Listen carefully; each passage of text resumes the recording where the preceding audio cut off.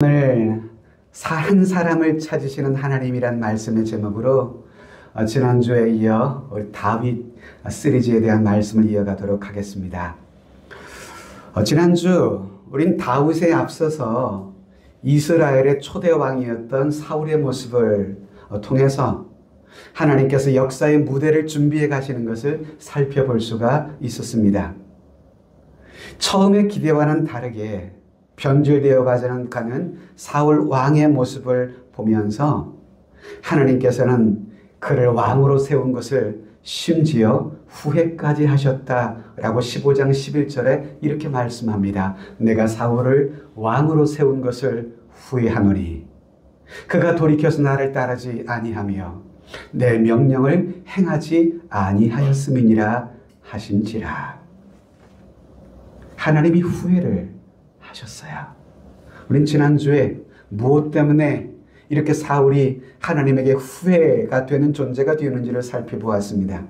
그는 자신이 해야 할 역할과 한계에 대해서 무지했을 뿐 아니라 심지어 하나님의 그 말씀을 가벼이 여기기도 하고 불순종을 이어가기도 했었습니다. 뿐입니까?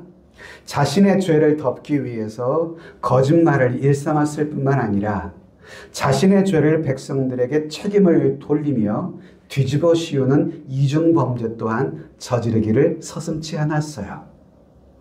그리고 지난주엔 다 말씀을 못 드렸습니다만은 여러분, 아말렉과의 전쟁의 승리 이후에 그 전쟁은 하나님이 그와 함께 하셔서 승리케 하신 전쟁인지라 전쟁의 승리 후에 마땅히 영광을 하나님께 돌려야 함에도 불구하고 사울왕은 그 전쟁의 승리 이후에 자신의 승리의 기념비를 곳곳에 세웠습니다. 소위 자신의 기념비, 자신의 업적으로 그 전쟁의 승리를 자신에게 돌렸다 이 말입니다. 하나님께 영광을 돌리지 않고요. 여러분, 이런 사울의 모습은 그를 왕으로 기름 부어 세웠던 사무엘의 마음에까지도 큰 슬픔을 가져다 주었어요. 15장 35절에 보면 사무엘이 이렇게 말하잖아요. 사무엘이 죽는 날까지 사울을 다시 가서 보지 아니하였으니 이는 그가 사울을 위하여 무엇했다고요? 슬퍼했다고요. 슬퍼했어요.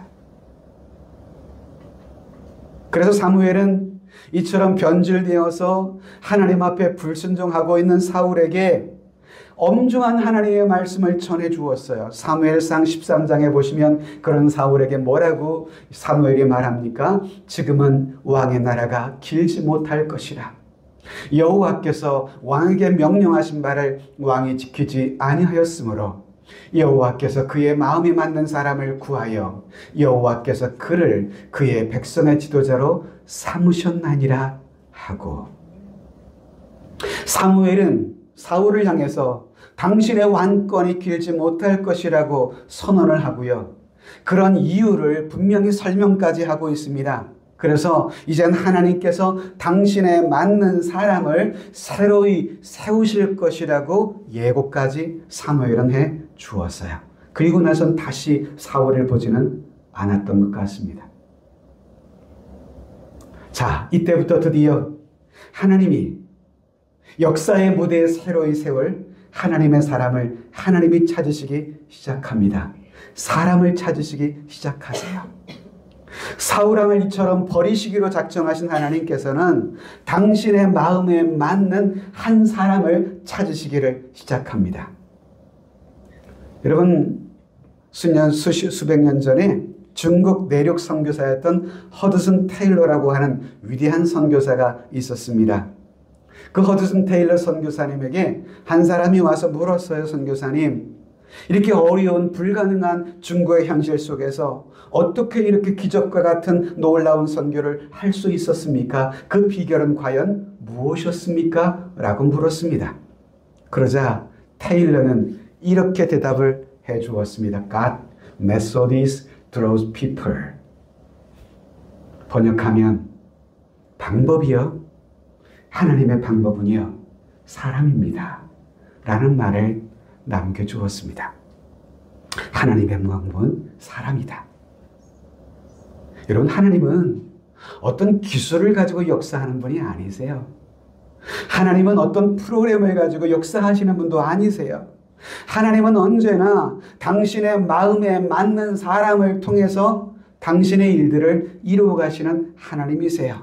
그래서일까요? 하나님은 사람을 귀하게 여기시는 분이십니다. 하나님의 방법은 언제나 사람입니다. 그 하나님이 지금 사람을 찾으시고 계시는 겁니다. 하나님의 마음에 맞는 그 사람을요.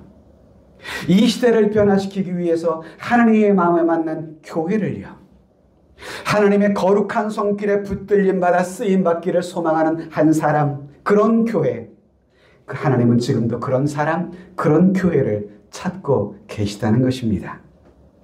시편 89편에 가보면 시편 저자는 이런 다윗에 관해서 놀라운 선언을 이처럼 해주고 있는데요. 내가 내 종 다윗을 찾아내어 나의 거룩한 기름을 그에게 부었도다. 여기서 보면 하나님께서 내가 내 종 다윗을 무엇하셨다고요? 찾아내셨다는 거예요. 찾아내셨다고요. 드디어 하나님이 찾으셨습니다. 하나님의 마음에 맞는 한 사람을요. 그리고는 찾아내서 나의 거룩한 그 기름을 그에게 부어 주었다라고 선언하시는 것입니다. 그렇습니다. 주님께서 드디어 찾으셨습니다.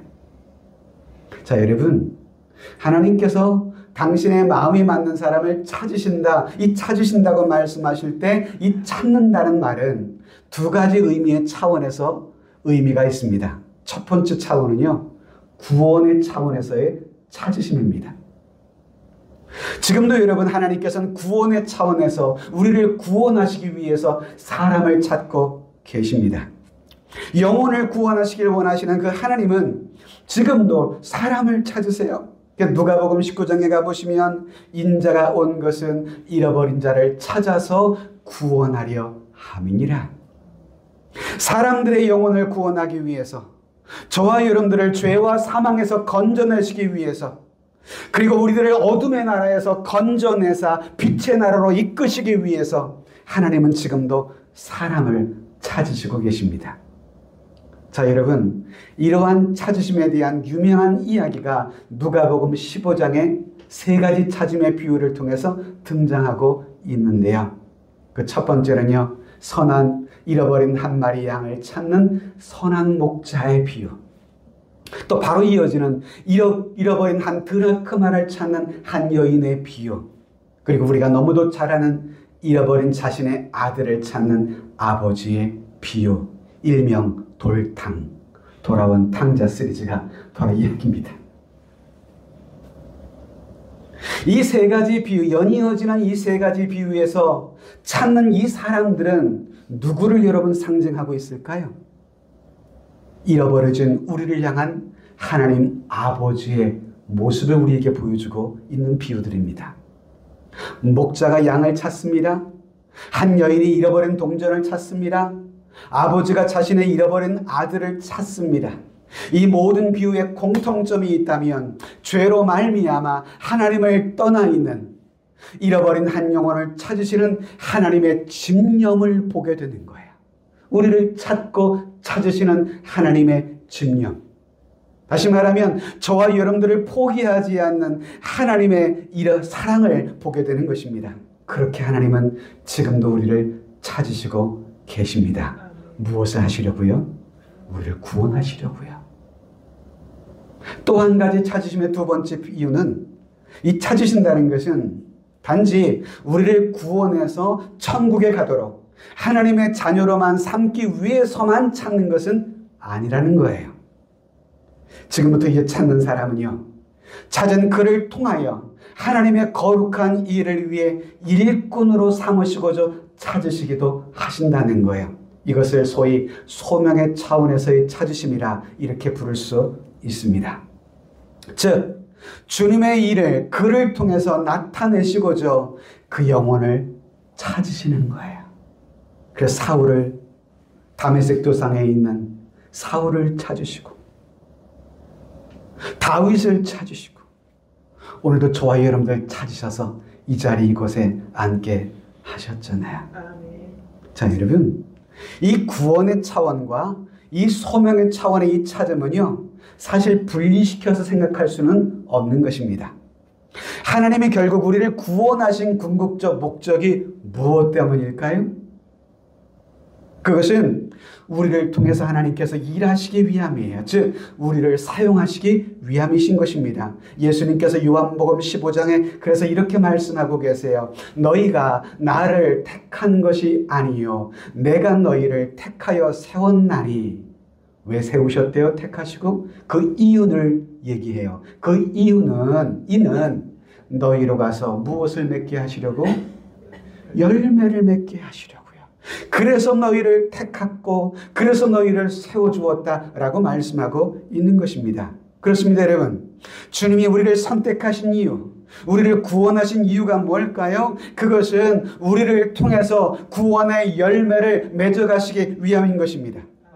그래서 우리들을 통해서 또 다른 사람들을 주님 앞으로 인도하는 그 놀라운 구원의 열매를 맺게 하시려고 저와 여러분들을 선택하셨고 구원으로 부르신 것입니다.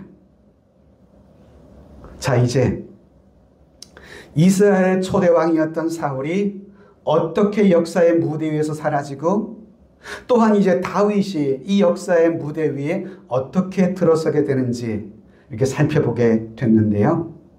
우리는 여기서 한 가지 질문이 갖게 되는 것은 하나님께서는 그 당시에 수많은 사람들 중에 왜 하필 그 많은 사람들 중에서 다윗을 선택하신 것일까? 그 이유가 도대체 뭘까의 궁금증을 갖게 됩니다. 전 주님께서 당시 수많은 사람들 가운데 다윗을 선택하신 것에는 이 또한 두 가지 측면에서 생각해 볼 수 있다 생각합니다. 첫째는 신적인 측면, 두 번째는 인간적인 측면. 이 두 가지를 함께 생각해 볼 수 있다고 생각합니다. 먼저 신적 측면에서는요, 분명히 해야 할 것이 하나 있어요. 그게 뭐냐 하면 다윗이 인간적으로 하나님 앞에 쓰임 받을 만한 어떤 공적이라든지 업적이 있었기 때문에 하나님이 그를 선택한 것은 결코 아니었다는 거예요. 다만 하나님이 당신의 기뻐하시는 뜻 가운데 당신의 주권을 따라서 그를 선택한 것이라 우린 이렇게 바라봐야만 합니다. 자, 또 하나 인간적인 측면도 있어요.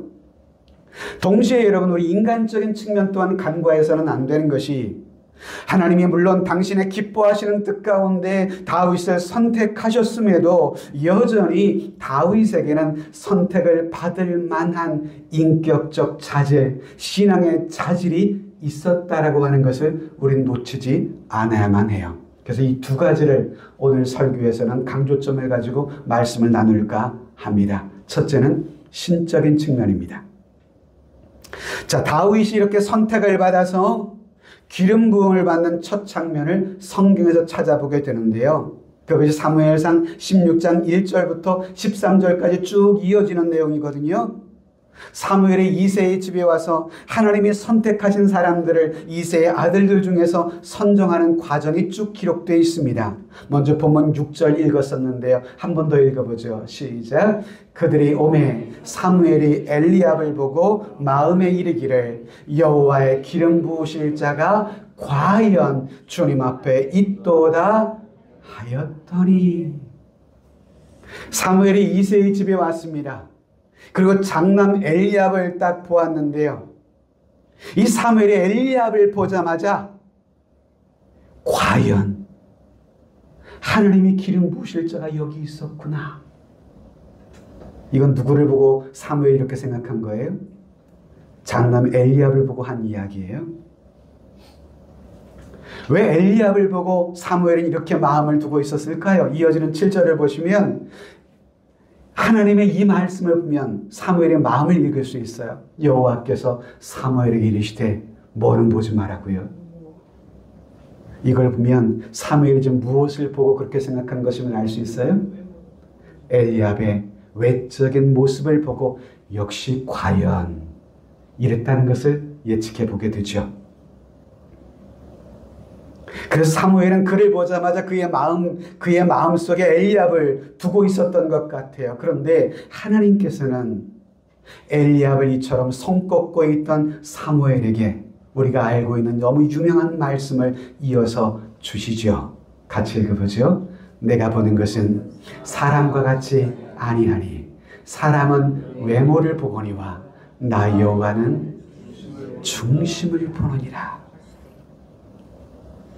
중심을 보느니라.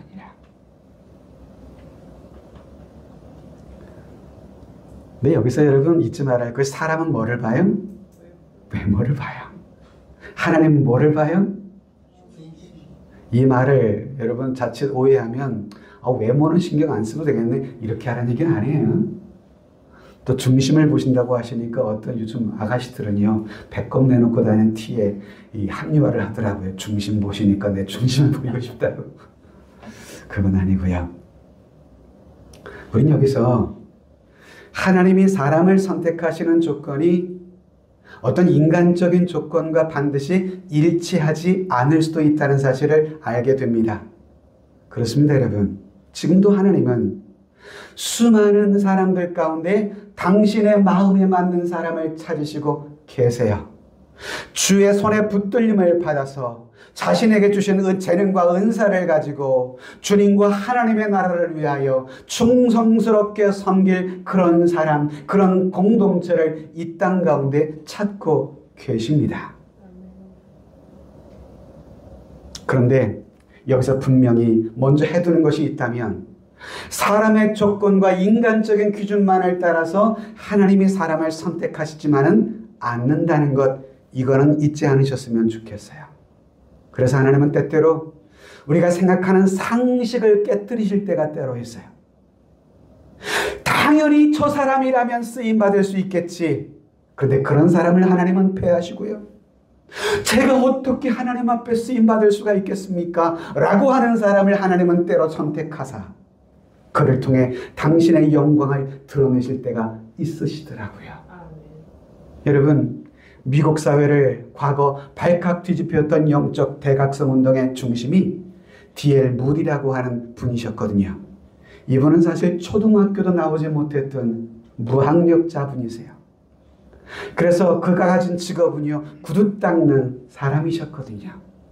정말 세상적으로 바라보면 무지랑이죠, 무지랑이. 그런데 무식한 사람이었지만 유창한 영어, 그런 영어는 구사하지 못했던 그런 사람이었지만 하나님께서는 그런 무디를 통해서 미국 사회를 영적 대각성을 일으키는 그런 위대한 사역자로 쓰임받게 하셨다고요.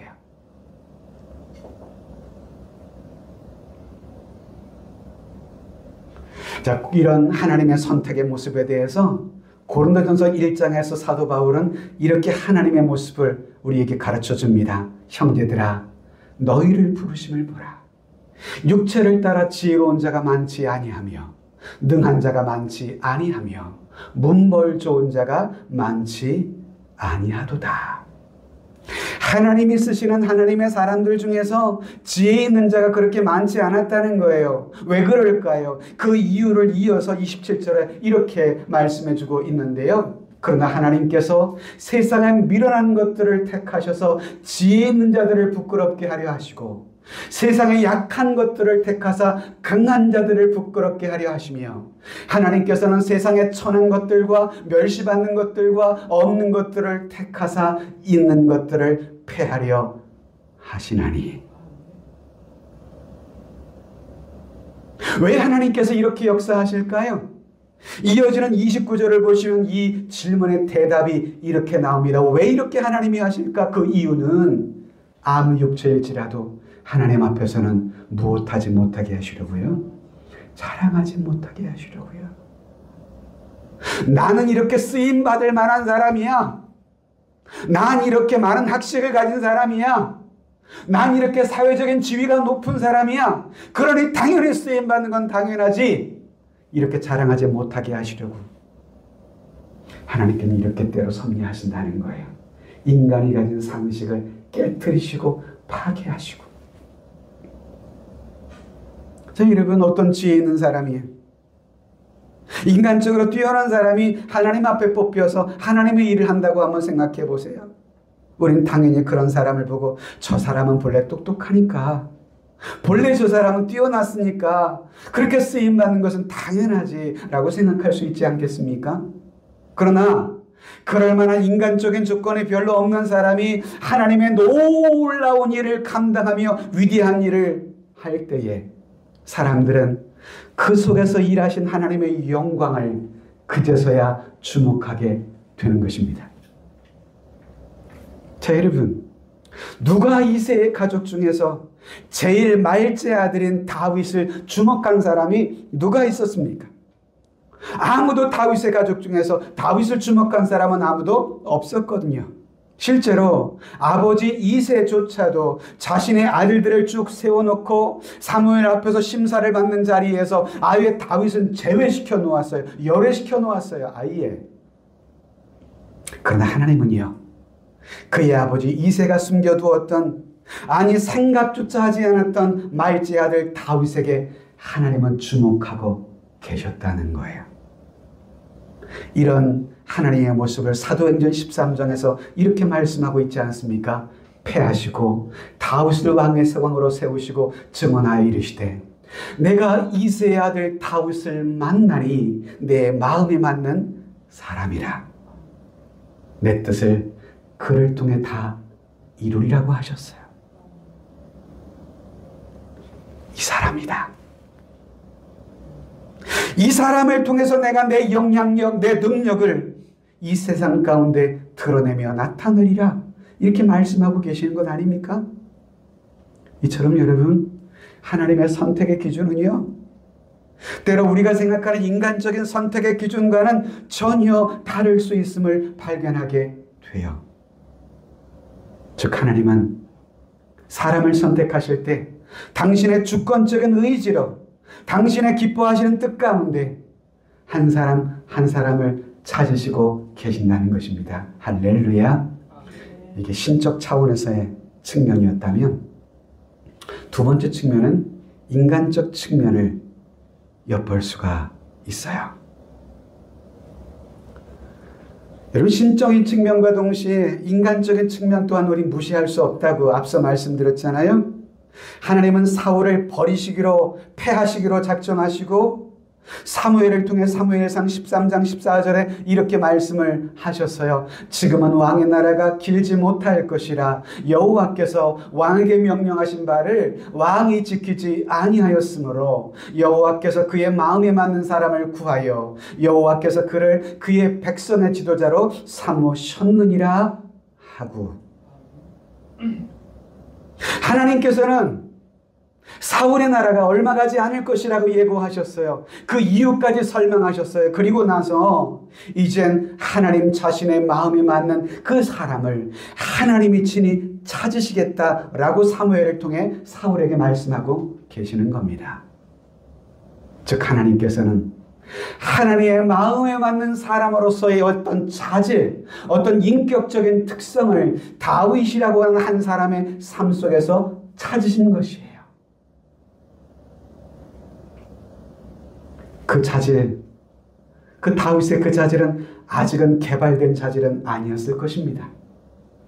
아직은 다윗의 자질은 피어난 자질은 아니었을 것입니다. 그러나 하나님은 다윗 속에 있는, 내재되어 있는, 그 안에서 움직이고 있는 하나님의 영광스러운 사역을 위하여 쓰임받기를 갈망하는 그런 가능성, 그 커다란 가능성에 하나님은 주목하고 계시는 거예요.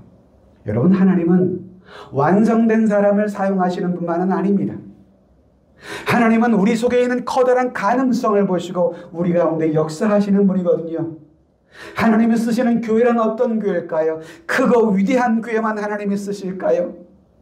미국의 LA에 가보면 정말 화려하게 아름답게 지어놓은 성전이 있습니다. 일명 크리스탈 처치입니다. 수정교회라고 불리죠. 제가 그 교회를 가봤거든요. 정말 감탄스럽습니다. 얼마나 많은 돈을 쏟아 부었을까 싶을 정도로 화려하게 지어놨어요. 근데 여러분, 몇 년 전 아시나요? 그 교회가 매각됐다는 거. 넘어갔어요, 일반 관공서로.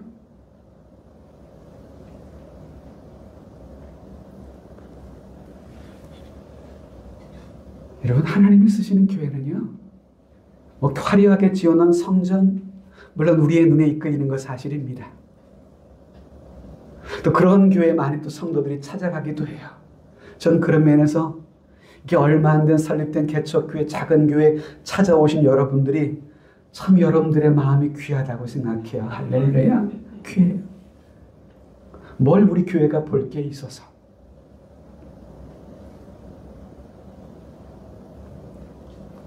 하나님은 우리 가운데 있는 커다란 가능성을 주목하시는 분이세요. 우리 교회에 있는 아직은 피어나진 않았지만 피어날 커다란 가능성을 우리 하나님은 주목하시고 우리를 통해 역사하시는 하나님이신 줄로 믿으시기를 주님의 이름으로 축복합니다.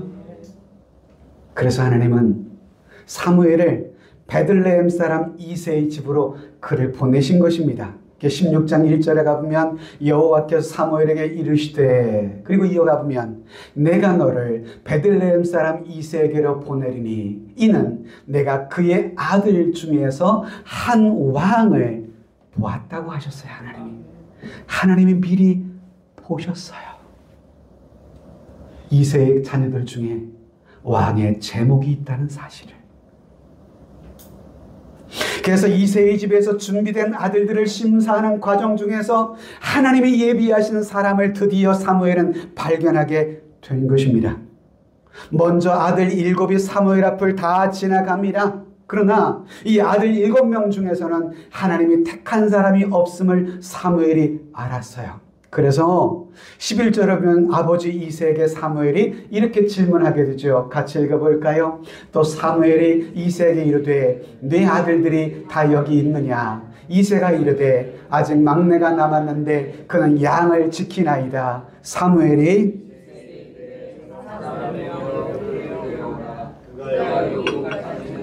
우리가 식사 자리에 앉지 아니하겠노라. 그래서 들에서 형의 양을 치고 있던 말지야후 다윗이 드디어 이렇게 사무엘 앞에 서게 된 것이죠. 아버지 이새조차도 자신의 아들의 영혼 속에 숨어있는 가능성을 주목하지 못했었는데, 그런 말지 아들 다윗을 처음 만난 사무엘에게 드디어 하나님의 음성이 들려옵니다. 12절에 보시면 이에 사람을 보내어 그를 데려오매 그의 빛이 붓고 붉고 눈이 빼어나고 얼굴이 아름답더라. 여러분, 이것은 단지 외적인 외모를 표현하는 말씀이 아니에요. 여호와께서 이르시되 이가 크니, 같이 해볼까요? 이가 크니 일어나 기름을 부으라 하시는지라. 드디어 하나님께서 다윗을 찾아내셨어요. 사무엘은 그래서 그에게 거룩한 기름을 붓습니다. 기름을 붓는다는 것은 그를 왕으로 세우겠다는 그런 확증의 시간인 것이죠. 13절 이어지는 말씀을 보면 사무엘이 기름 뿔병을 가져다가 그의 형제 중에서 그에게 부었더니 라고 말씀해 주고 계시죠. 여러분, 하나님은요 지금도 세상에서 죽어가는 영혼을 구원하시려고 사람을 찾으시고 계십니다. 그래서 우리로 하여금 구원의 열매를 내 삶을 통해서 이어가기를 원하세요. 또한 하나님은 당신의 영광스러운 일을 위하여 당신께 사용하실 사람, 당신께서 사용하실 교회를 찾고 계시기도 합니다. 아직은 다듬어지지 않았지만, 아직은 모난 부분도 많고 다듬어질 부분도 적지 않지만, 그러나 하나님께서는 우리 한 사람 한 사람 속에 있는 가능성에 주목하시는 분이세요. 사랑하는 우리 세종하나님께 믿음의 가족 여러분, 여러분 한 사람 한 사람이 이가 크니 그 하나님이 찾으시는 그 한 사람 되기를 주님의 이름으로 축원합니다. 또한 우리 세종하람교회가 이 시대 가운데 하나님이 찾으시고 하나님이 사용하시는 그런 교회가 될 수 있기를 주님의 이름으로 축복합니다. 사실 우리 세종하람교회는 세종 지역의 말제였던 다윗처럼 뒤늦게 세워진 교회입니다. 아직 다듬어지지 않은 부족한 교회이기도 합니다. 그러나 하나님께서는 우리 교회 속에 있는 숨겨진 가능성에 주목하실 분이시거든요.